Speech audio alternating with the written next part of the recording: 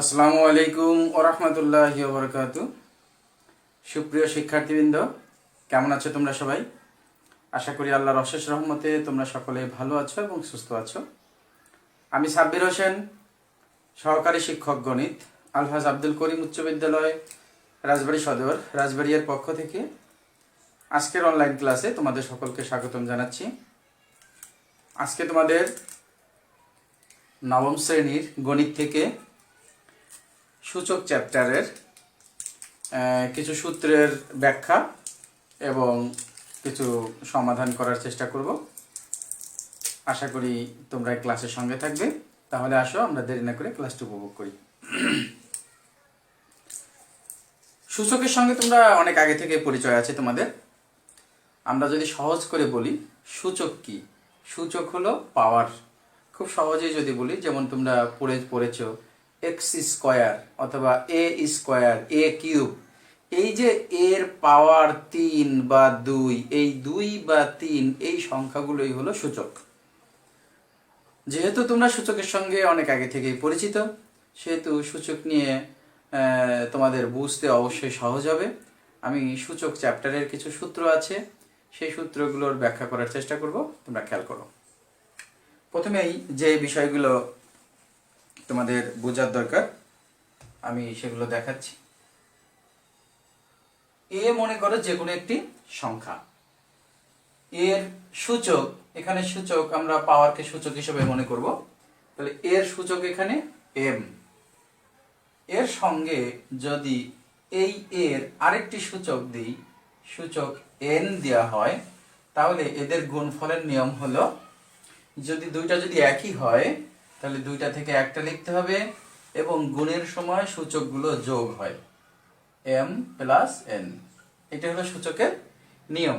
আমি যদি ছোট্ট একটা উদাহরণ দিই তোমাদের, যেমন 5 এর পাওয়ার মনে করো 3, আবার মনে করো 5 এর পাওয়ার 7। সেই ক্ষেত্রে দেখো এখানে যেমন দুইটাই এ ছিল, এখানে এ হয়ে গিয়েছে, এখানে দুইটাই 5 আছে, এখানে 5 হয়ে যাবে। এখানে পাওয়ার অর্থাৎ সূচক দুইটা আমরা গুণের ক্ষেত্রে সূচক দুইটা যোগ, এখানে তাহলে গুণের ক্ষেত্রে সূচক দুইটা যোগ হবে। 3 এর সাথে কত যোগ? 7। 3 যোগ 7। এই ক্ষেত্রে যেহেতু এটা যোগ করা যায় সেহেতু আমরা যোগফলটি নামিয়ে দেব। এখানে যেহেতু দুইটা আলাদা আলাদা এখানে মান দেওয়া আছে, এম এবং এন, যোগ করা যায় না, এর জন্য এটাকে এভাবে সমষ্টি রূপে রেখে দেবে। আর এখানে 3 আর 7 যোগ করা যায়, এখানে 10 লিখে দিলাম। এটাই মূলত সূচক। তাহলে আমরা সূচকের যোগটা খুব সহজেই শিখে ফেললাম। খেয়াল করি এই একই অঙ্কটা যদি আমরা এইভাবে লিখি, এই দুইটা টার্ম থেকে লিখব। যদি এরকম হয় এ পাওয়ার এম, এর পাওয়ার এন ইকুয়াল, এইখানে যদি গুণ না থেকে যদি এখানে ভাগ হয়, তাহলে দুইটা এ থেকে লিখব কি একটা এ, ভাগের সময় পাওয়ার দুইটা বিয়োগ করতে হয়। আশা করি বুঝতে পেরেছ। অনুরূপভাবে আমি যদি এখানে 5 দিয়ে লিখি এই অঙ্কটাই, 5 এর পাওয়ার 3, 5 এর পাওয়ার 7, তাহলে 5 3 থেকে কত বিয়োগ? 7 বিয়োগ। 3 থেকে 7 বিয়োগ 5, 3 থেকে 7 বিয়োগ করলে কত হয়? -4। আশা করি এই গুণ এবং ভাগের সূচকীয় ব্যাপার স্যাপার তোমরা বুঝতে পেরেছ। ওকে, গুণ ভাগ যদি বুঝে থাকো আমরা পরবর্তী ধাপে যাব। এই অংশটা মুছে দিচ্ছি।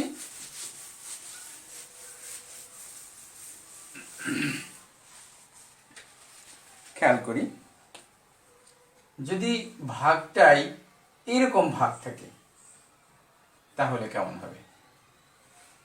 এটাও একটা ভাগ, একই রকম দুইটা এ, দুইটা এ থেকে একটা এ, ভাগের সময় পাওয়ার দিতে হয় বিয়োগ, তাহলে উপরেরটা থেকে নিচেরটা বিয়োগ যাবে, m মাইনাস n। ওকে, এরকম ভাগ হলে এইভাবে লিখতে হয়। কিছু শর্ত আছে, শর্তগুলো আপাতত আমরা নেগলেক্ট করি, আমরা মোটামুটি বোঝার চেষ্টা করি আগে।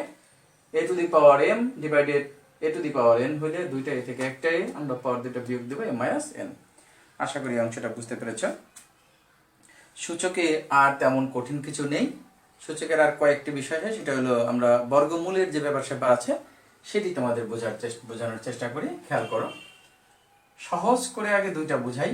যদি এ যে কোনো একটি সংখ্যা হয় তার পাওয়ার যদি কি হয় 0 হয়, সামথিং পাওয়ার 0 সমান 1।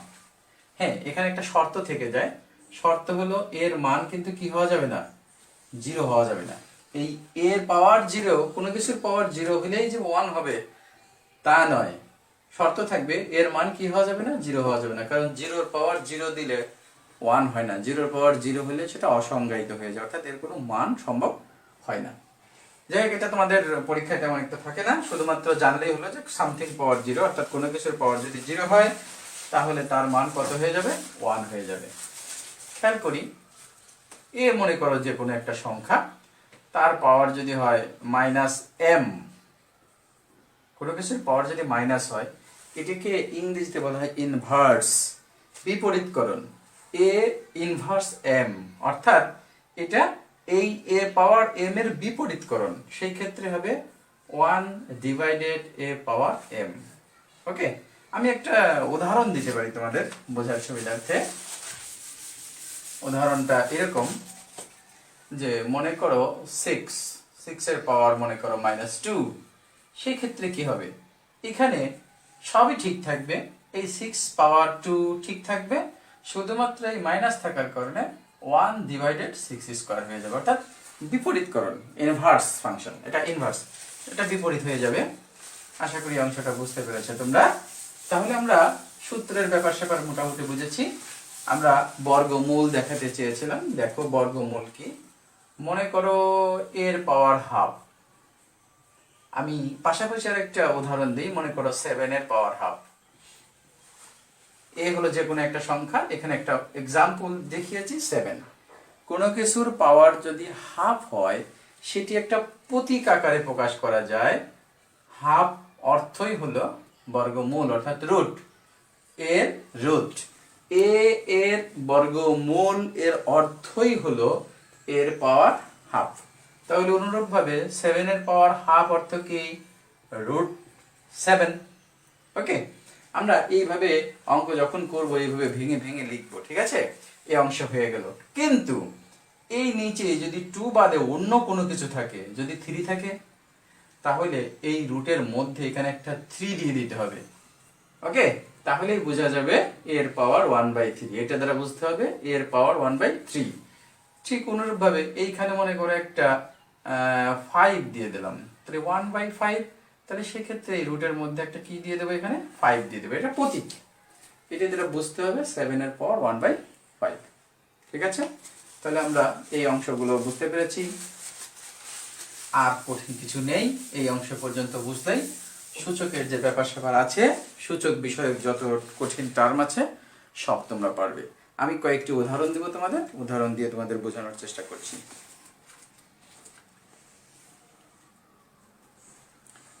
তোমাদের বই থেকে যদি উদাহরণ দিই, বইয়ের প্রথম কয়েকটি উদাহরণ আছে, আমি সেগুলো থেকে উদাহরণ দেওয়ার চেষ্টা করছি।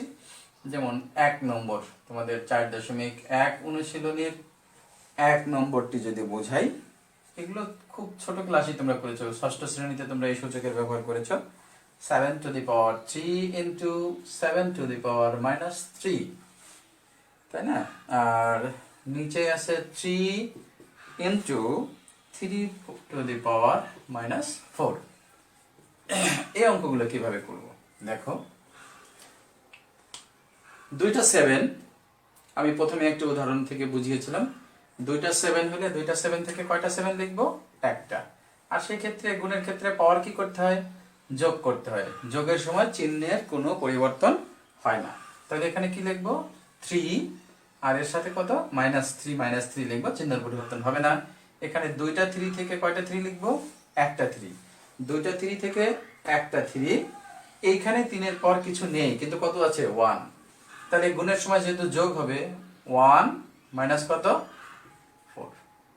ওকে, হ্যাঁ, সূচকের অঙ্কে একটি বিষয় খুবই গুরুত্বপূর্ণ, সেটি তোমরা খেয়াল রাখবে সবসময়। সেটি হলো সূচকের এই নিচের অংশ লেখার সময় সর্বদা, এই দেখো আমি কিন্তু এই অংশ থেকে একটু ডিস্টেন্স রেখে নিচেই লিখেছি, যাতে তুমি এই পাওয়ারটা এখানে লেখার তোমার জায়গা থেকে সব সময় একটু নিচু করে লিখবে, তাহলে তোমার ভুল যাওয়ার সম্ভাবনা কম থাকবে। এই অংশ পর্যন্ত আশা করি বুঝতে পেরেছো। আমি এই অংশে তোমাদের একটু দেখাই, 7, 3 থেকে 3 বাদ দিলে কত হবে 0। আর এখানে 3 1 থেকে 4 বাদ দিলে কত হবে -3। এখানে দেখাই দিই 7 পাওয়ার 0। তোমাদের একটি উদাহরণ দেখিয়েছিলাম, কোন সংখ্যার পাওয়ার যদি 0 হয় তাহলে তার মান হয় কত 1। নিচেই দেখো 3 এর পাওয়ার -3 অর্থাৎ ইনভার্স। মাইনাস হলো ইনভার্স, ইনভার্স মানে হলো বিপরীতকরণ। তাহলে এই ক্ষেত্রে যদি বিপরীত করি তাহলে এখানে হবে 1/3 এর পাওয়ার 3। ওকে, মাইনাস দিলে 1/3 এর পাওয়ার 3। এর পরের অংশ দেখো, এই অংশে আমরা জাস্ট ভাগে যদি গুণ দিই তাহলে এখানে 1 গুণ দিলে এই অংশটা উল্টে যাবে, তাই না? 3 এর পাওয়ার 3, নিচে হবে কত 1। নিচের 1 তো আসলে সব সময় থাকে, ওটা না দিলেও থাকে, সুতরাং 1 দরকার নেই। 3 এর পাওয়ার 3 করলে কত হবে অঙ্ক 27। এটি আমাদের অ্যান্সার। এটা 1 নম্বর অঙ্ক। এটা অনেকবার তোমরা করেছো, খুব সহজ অঙ্ক। যেহেতু সূচকের প্রারম্ভিক শুরু, এই কারণে তোমাদের এই অঙ্কটি করিয়ে দেখিয়ে দিলাম। আমি একটু জটিল অঙ্ক করে একটু বোঝাবো, তোমরা একটু খেয়াল করো।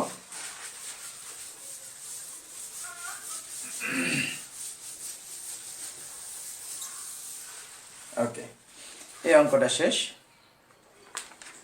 আমি আরো একটি অঙ্ক তোমাদের বই থেকে নিব, বই থেকে একটা অঙ্ক নিব। 12 পাওয়ার -12 এর সঙ্গে আছে হলো 3√54। এই অংশটা দেখো। এই অঙ্ক যখন আমি করতে যাব তখন আমাকে কি করতে হবে? এখানে আছে 12 এর পাওয়ার কত -12। কোন সংখ্যার আগে মাইনাস অর্থই হলো এটা ইনভার্স অর্থাৎ বিপরীতকরণ ফাংশন। এটা যেহেতু বিপরীতকরণ সেহেতু আমরা প্রথমেই ঘুরিয়ে দেব। 1/12 পাওয়ার কত হাফ। এই অংশটাতে রুটের মধ্যে কোনো সংখ্যা, রুটের মধ্যে কোনো সংখ্যা সেটা কি বোঝায়? রুটের মধ্যে কোনো কিছু থাকলে সেটা হবে 1/তত, তাই না? এটা আমরা দেখিয়েছিলাম। এর পরের অংশ আমরা জাস্ট আলাদা করে দেব। 12কে ভাঙা যায় কিভাবে বলো তো? 12 হলো 3 4 12। এখানে এইভাবে লেখা যায়, 4 মানে কি? 4 মানে 2 এর স্কয়ার। তাহলে ওই অংশটাকে তুমি এখানে লেখো 3 × 2 স্কয়ার, তার পাওয়ার কত হাফ। এখানে গুণ 54। আমরা যদি 54টাকে ভাঙি কিভাবে ভাঙা যায় দেখো।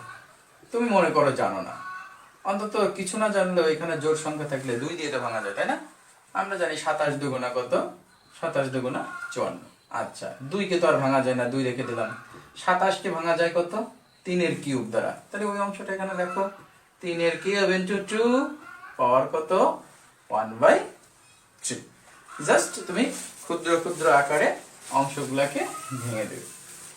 এই অংশটা যদি বুঝে থাকো, আমি পরবর্তী লাইনে যাব। দেখো এই অংশটাতে কি কি আছে এখানে, আর উপরের এই অংশটা আমরা এখন উপরে লিখব। এখানে একটা সোজা একটা দাগ দিব, খেয়াল করি। 3, এখানে 3 এর পাওয়ার আছে 1/3। পাওয়ারের উপরে পাওয়ার থাকলে সেই পাওয়ার পরে গুণ হয়, তাহলে 3 3 ভ্যানিশ, শুধু 3 হবে। 2 এর পাওয়ার 1/3। নিচের এখানে 3 এর পাওয়ার কত হাফ। 2 এর সাথে যদি হাফ গুণ দাও, 2 কাটা গেলে শুধু 2 থাকবে, তাই না? এইখানে খেয়াল করি 3 এর পাওয়ার কিছু নেই, কিন্তু কত আছে 1। এখানে 2 এর পাওয়ার কিছু নেই, কিন্তু 2 এর পাওয়ার কত আছে? এখানে 1 আছে। তাহলে আমরা কি করব? এই দুইটা 3 থেকে একটা টার্ম তৈরি করব, আর একটা দুইটা 2 থেকে একটা টার্ম তৈরি করব। দুইটা 3 থেকে আমি একটা 3 লিখলাম, আর যেহেতু ভাগ অংশ, ভাগের ক্ষেত্রে পাওয়ার বিয়োগ হয়। 1 থেকে হাফ বিয়োগ 1 - হাফ। নিচের দিকে তাকাও, নিচে দুইটা 2 আছে, দুইটা 2 থেকে একটা 2 পাওয়ার দিব বিয়োগ 1 থেকে বিয়োগ কত 1/3। এখানে দেখো 3 এর পাওয়ার, এখানে 2 এর পাওয়ার। এখানে তুমি ক্যালকুলেটরও করতে পারো, তুমি লসাগু করেও করতে পারো। 1 থেকে হাফ বাদ দিলে কত থাকে? 1 থেকে হাফ বাদ দিলে কত থাকে? হাফ। আর এখানে আমরা কত বিয়োগ দেব, 1 থেকে 1/3 বিয়োগ। তুমি যদি লসাগু করে করে তাও পারবে। এখানে হবে 2 কত, 2/3। ওকে, আমি এই অংশটা এখন মুছে দেব। মুছে দিয়ে পরবর্তী অংশটি তোমাদের বোঝাবো। দেখো, এই অংশ থেকে আমরা এখানে আসব। এইখানে 3 পাওয়ার হাফ অর্থই হলো 3 রুট, তাই না? এই অংশটাকে আমি একটু ভেঙে লিখব। কিভাবে ভেঙে লিখব? এই দেখো, 2 পাওয়ার 2, তার পাওয়ার লিখবো 1/3। এতে কি হলো, মানের কোনো পরিবর্তন হলো না। এই 1/3 সাথে গুণ করলে 2 1 2/3, এই যে 2/3। তাহলে এই অংশটা আমার তৈরি হয়ে গেল। আমি এর পরের লাইনটা কিভাবে লিখতে পারি, √3, এইখানে 2 পাওয়ার 2 স্কয়ার মানে কি 4, 2 স্কয়ার করলে 4 হয়, আর তার পাওয়ার হলো 1/3, আর কোনো কিছুর পাওয়ার 1/3 মানে ভিতরে একটা 3 দিয়ে দেবে, তাই না? এটা আমার অ্যান্সার তৈরি হয়ে গেল। এই অঙ্কটা তোমাদের বইয়ের উদাহরণে আছে, আমি একটু জানিয়ে রাখছি। তোমাদের উদাহরণ 8-এ তোমরা দেখতে পারবে এই অঙ্কটা আছে। 8-এর 1 তোমরা বাসায় প্র্যাকটিস করবে, আশা করি তোমরা এগুলো পারবে। তোমাদের আগামী ক্লাসে তোমাদের এই সূচক থেকে আর 2-1টা অঙ্ক করাবো এবং বোঝানোর চেষ্টা করব, যাতে সূচক থেকে তোমাদের আর কোনো সমস্যা না থাকে। তত সময় পর্যন্ত তোমরা ভালো থাকো, সুস্থ থাকো। তোমাদের জন্য শুভকামনা রইল। আল্লাহ হাফেজ।